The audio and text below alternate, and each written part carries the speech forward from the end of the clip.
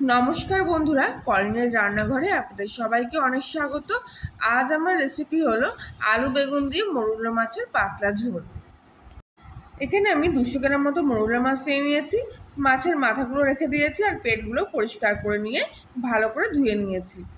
মাছের গায়ে এবার আমি হাফ চামচ মতো হলুদ আর হাফ চামচ মতো লবণ ভালো করে মাখিয়ে নেব।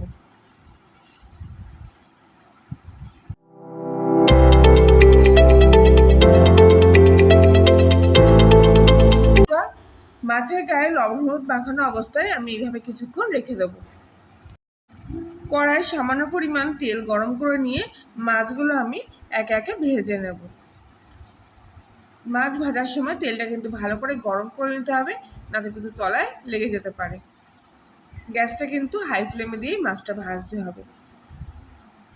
মাছের এক পিঠ ভাজা হওয়া পর্যন্ত কিছুক্ষণ অপেক্ষা করব।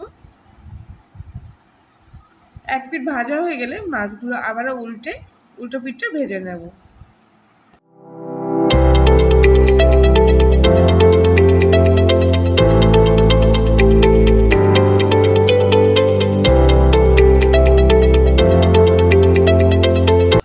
মাছের দু পিঠই ভাজা হয়ে গেছে, মাছগুলো এবার তেল থেকে তুলে নেব।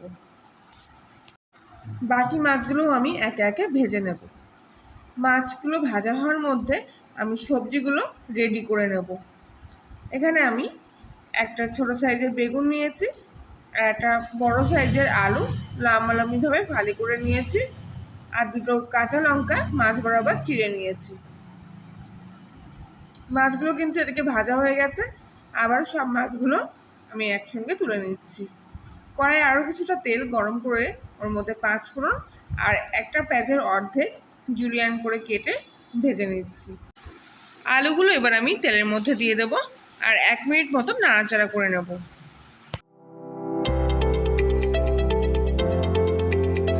এরপর এর মধ্যে বেগুনগুলো দিয়ে আবারও তেলের মধ্যে কিছুক্ষণ আলু বেগুনটা নাড়াচাড়া করে নেব।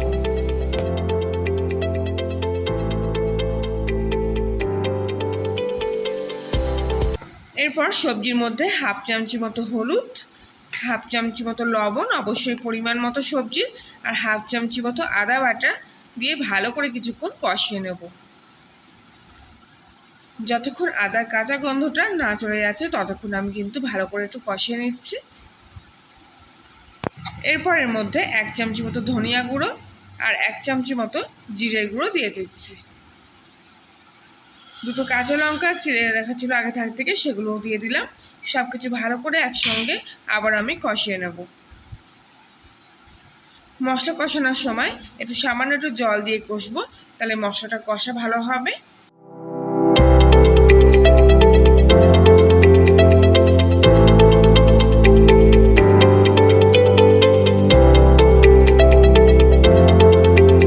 কিছুক্ষণ কষিয়ে নেওয়ার পর এর মধ্যে আমি এবার পরিমাণ মতো জল দিয়ে দিচ্ছি।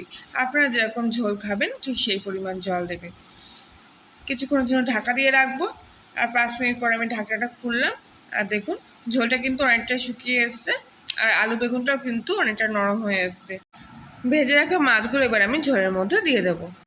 মাছগুলো আস্তে আস্তে ঝোলের মধ্যে একটু চেপে চেপে দেবো, যাতে মাছের স্বাদটা ঝোলের মধ্যে মিশে আরও স্বাদটা বাড়িয়ে তোলে। এইভাবে আমি আরও 1 মিনিট ফুটিয়ে নেব। তার জন্য আমি কিছুক্ষণ ঝোলটা ঢাকা দিয়ে রাখবো। কিছুক্ষণ পর আমি ঢাকনাটা খুললাম আর রান্না কিন্তু আমার একদমই প্রায় কমপ্লিট হয়ে গেছে। আর দেখুন ঝোলটাও টকবক করে ফুটতে শুরু করে দিয়েছে। এবার আমি গ্যাসটা নিভিয়ে দেবো আর রান্নাটা কিছুক্ষণ রেস্টে রেখে তারপর সার্ভ করব। মরুলা মাছ দিয়ে বেগুন আর এই পাতলা ঝোল কিন্তু গরম ভাতের সঙ্গে একেবারে অমৃত লাগে। গরমের সময় এই রেসিপিটি অবশ্যই একবার ট্রাই করবেন। আর রেসিপিটি ভালো লাগলে লাইক শেয়ার কমেন্ট করবেন, নতুন হলে সাবস্ক্রাইব করে পাশে থাকবেন। আজকের মতো এখানেই, আবার দেখা হচ্ছে অন্য একদিন নতুন কোনো রেসিপির সাথে। ততক্ষণ সবাই ভালো থাকবেন, সুস্থ থাকবেন, সাবধানে থাকবেন।